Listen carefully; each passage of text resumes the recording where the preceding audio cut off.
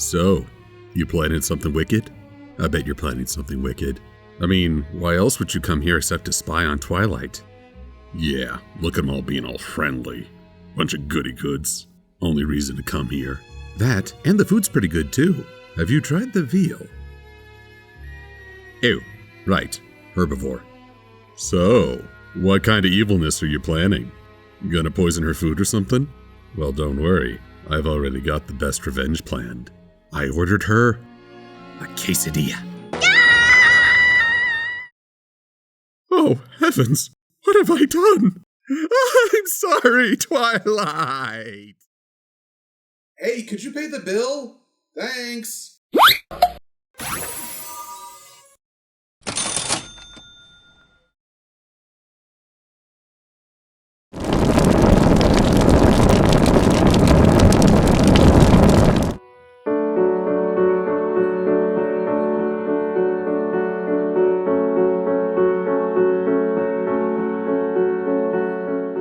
Amending fences.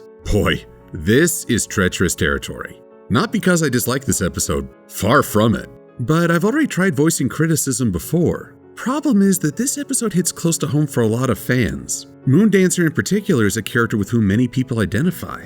So anything I say against this episode tends to be seen as a critique on other people. It's never my goal to hurt people with my reviews, but I want to be able to talk about the ideas within. Because stories are a fantastic vehicle for ideas, and they're worth talking about, okay? Okay.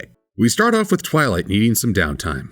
After 3 events in 1 week, I really needed to relax with a good book. Wait, 3 events? Huh? No.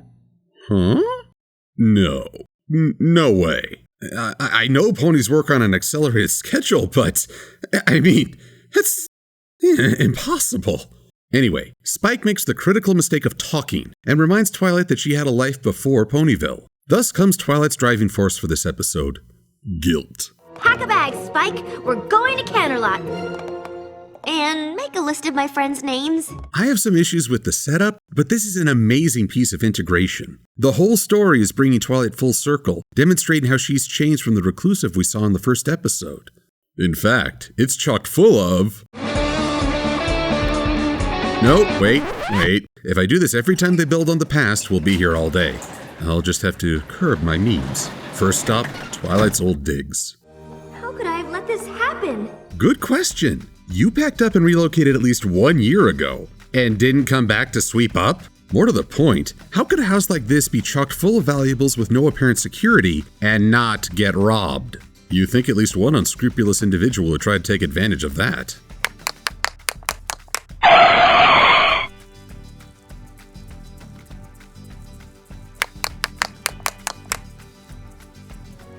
Gotta make it up to... Minuet, Twinkle-Shine, Lemon Hearts, Lyra Heartstrings, and Moondancer. Kinda hard to root for rekindling friendships that weren't important enough to learn names.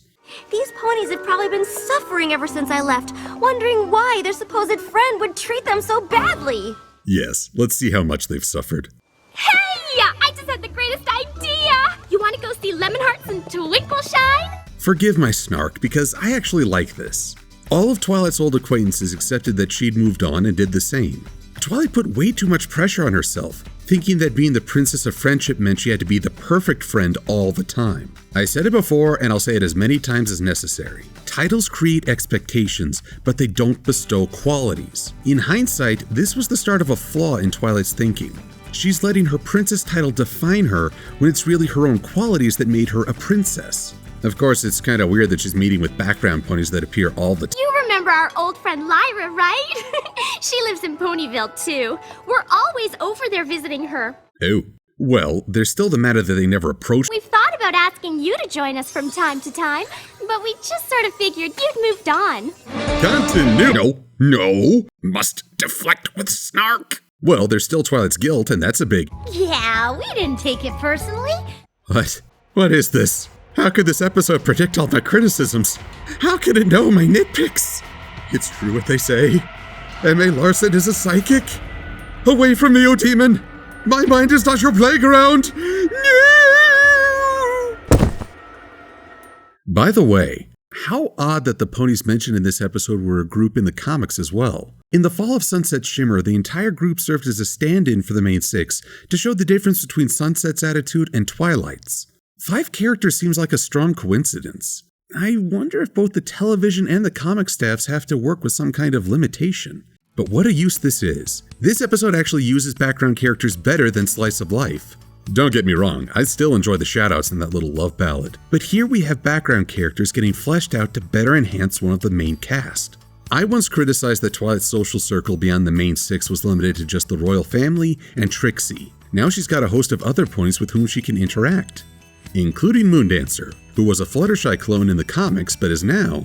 I read ahead. Well, I read ahead too, Moondancer. Thank you, Bubbles. Good to hear from you again. That's almost as nostalgic as hearing about the new Samurai Jack cartoon. Now, a lot of fans have debated whether or not it's okay for a second-tier character to look like one of the main 6. After all, every time you reuse a body type or a main style, the whole effect looks less unique. Heck, Lemon Hearts and Twinkleshine there are just recolors of the same design. Lemon Hearts and Twinkleshine. You know, this is why I can never have a civil conversation with non-bronies. Yeah, of the two, I think that Lemon Hearts is cuter than Twinkleshine, if only for her color scheme, but I always remember how she had Rarity's eyes in episode 2. That was weird.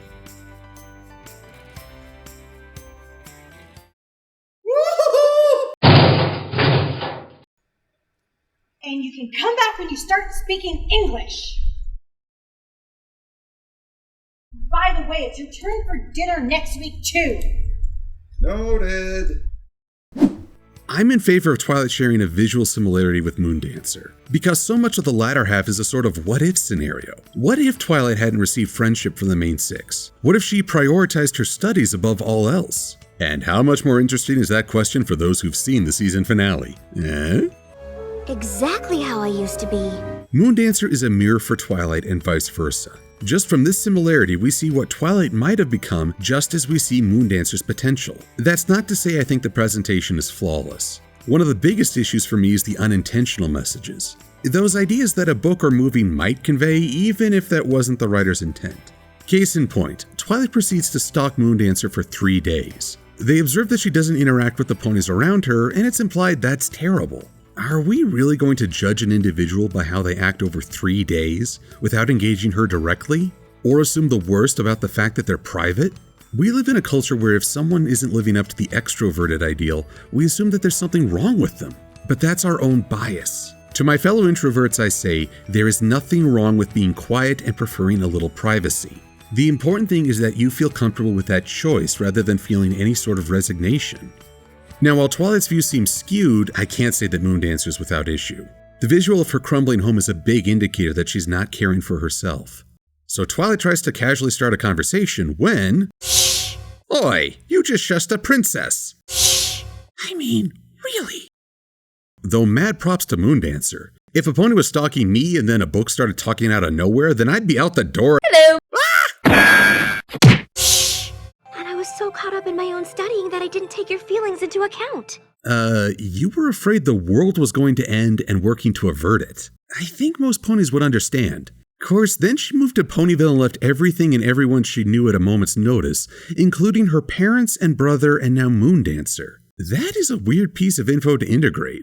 So when trying to force herself into a conversation doesn't work, Twilight does the best thing one can do to draw out an introvert. While we may be tempted to shoot the breeze with small talk, an introverted personality really reaches out on a topic that has deeper meaning, and Moondancer shares Twilight's love of learning. But maybe Twilight pushes too hard to have a hasty reconciliation. I tried friendship, and it's just not for me. Key difference between the two. Moondancer reached out and got hurt, so she's withdrawn. Twilight's journey towards friendship is a lot different than how she's presented it. I'm curious why she thinks that having dinner with Moondancer will open her up to friendship again. After all, remember how Twilight reacted when 5 random ponies came on too strong? All the ponies in this town are crazy! It wasn't the party that won her over. She had to go on a dangerous journey where trust became a necessity, and she got to see each pony contribute towards their victory. And near the end, when her last hopes were shattered and everything seemed lost, there were her friends reminding her she wasn't alone. I wonder if Twilight is so enamored by the relationships she's made that she's remembering things a little differently. You planning on being a professor or something? No. I could do a whole supplement video on that line alone. In fact, I did. Well, did you know Lemon Hearts here works at the Canterlot Palace? I often forget this because Twilight is very easygoing and relatable, as opposed to most of Canterlot, but she really is the 1%. She went to a prestigious school that has graduates working for the princess. Her brother made it to captain of the royal guard. Her full sitter was royalty. I'm betting her parents are loaded because she's never once worried about money or support. And all that was before she became royalty herself. It's just funny to think that this character, who was initially celebrated as the every girl, really wasn't. Yet I don't hold that much against her character because she cares so much for others and doesn't act entitled.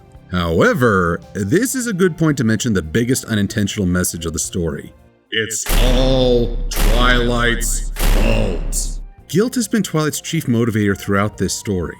She feels guilty for being a bad friend and goes to apologize. Now she obviously feels guilty for Moondancer. There's even an imagined flashback that turns out to be 100% on the mark. But should she be taking on this burden? Let's compartmentalize here. Twilight made a mistake. She ignored Moondancer's party for more pressing matters and didn't immediately resolve the issue. That was indeed an error, and high praise to her for wanting to reconcile. But that's as far as her responsibility goes. Moondancer represents a very relatable choice. When we get hurt, when we feel rejected, it's so easy for us to huddle in upon ourselves and not try again. But that withdrawal, no matter how understandable, is still our own choice. Moondancer chose to focus on the negative, to ignore the 3 ponies that did show up in favor of the one who did not. She chose not to reach out to them and instead cut off all ties. It's so foolishly easy to do, but it's not fair to pin that on Twilight, because ultimately we are not responsible for the happiness of others. We can encourage the pursuit of happiness and provide opportunity, but in the end, the responsibility for that achievement rests upon the individual. By the same notion, we can't blame others for our own hesitation. Perhaps someone wronged you with a hurtful comment or a lack of encouragement, either by mistake or intention. That pain is real and sincere, and you're not weak for feeling that way. But the greatest test of our courage, even more than the adventures we see in stories, is to step out there and risk being harmed again because the benefits can outweigh the risk. We have to own our fear, gather our courage, and say, I'm scared, but I want to try again. And that's what Twilight wants to do. I went to get my secret weapon. And that secret weapon is Pinkie Pie. You two know each other? Oh, sure. She was one of Cadence's bridesmaids. We hang out all the time when she's in Ponyville. This after Pinkie helped foster newfound goodwill in Griffinstone and averted war with the Yaks. All I'm saying is, Pinkie Pie for Grand Duchess of Friendship. Who's with me? That was awesome! We gotta go flying more often, Twilight! Wait, that's all you need to get a flight animation? I've been doing this the hard way.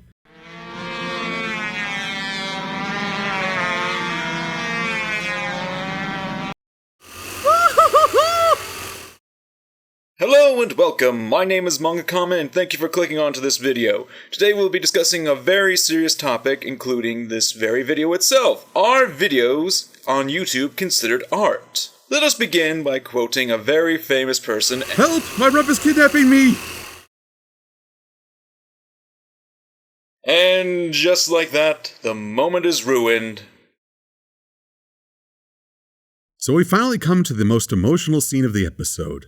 I hate to be critical of Twilight because this is a very heartfelt and kind gesture. But she's trying to make up for history, and it wasn't the party that hurt Moondancer, it was the sense of rejection. I'm afraid Twilight's efforts are hindered by the episode length. Some folks require more time to come around, but this show favors hasty resolutions. And you think this is gonna do it, huh? Oh, now we're getting into the heavy stuff. I was humiliated. I felt like I wasn't important. I never wanted to let myself be hurt like that again. I think anyone who's felt rejection in some form can identify. I criticize the setup and the pacing, but the emotion is spot on. There's a reason Moondancer became the fandom's darling. She represents one of the hardest pains people can face. But please, don't let my mistake be the reason you can't be friends with any pony else. Such an important line there. It ties into what I said about not blaming someone else for your life. This is Moondancer's darkest moment. Maybe the world isn't about to end like with Nightmare Moon, but for Moondancer's sense of self, it can feel just as bad. And when she looks up, she gets to see that there are friends nearby and she's not alone. There's that spark of friendship lighting inside her. That's the librarian. The bookseller. My sister. She has a sister? Where was this lady hanging out? Seriously, what is it with Canterlot no-show siblings? I make a big deal out of this because it would have helped clear up Twilight's guilt complex. She came to Canterlot out of a sense of responsibility. But how would the story change if Moondancer's sister had approached Twilight and asked for help? Guilt might have still been a factor, but the quest for help would make this a rescue mission. A minor gripe, but something that stands out when I watch this episode. And there's the back and forth I feel when watching. There are themes that I think convey an unintentional message. The idea that introversion is a bad thing, or that Twilight must be a perfect friend because of her title. I don't doubt that her motives are to help a pony in need, but the story does place a lot of emphasis on her guilt, which I find unhealthy. But in terms of heart and likability, you two are both gems. Twilight and Moondancer complement each other so well, demonstrating the best and worst both could achieve. Moondancer is a character so many fans can identify with, in both struggle and success. And that final scene of Moondancer going out to play with her new friends is one of the most optimistic and happy images I could imagine. So despite my criticisms, I love this episode and all that it tries and succeeds in conveying. There's so much to celebrate, and I really hope the Unicorn 5 will get to make a return, because this helps make Twilight a more diverse character as well, giving her story avenues beyond life with the main six or the royal family. Not to mention, it is a huge, overwhelming mass of continuity! Ah, yeah, that's the stuff.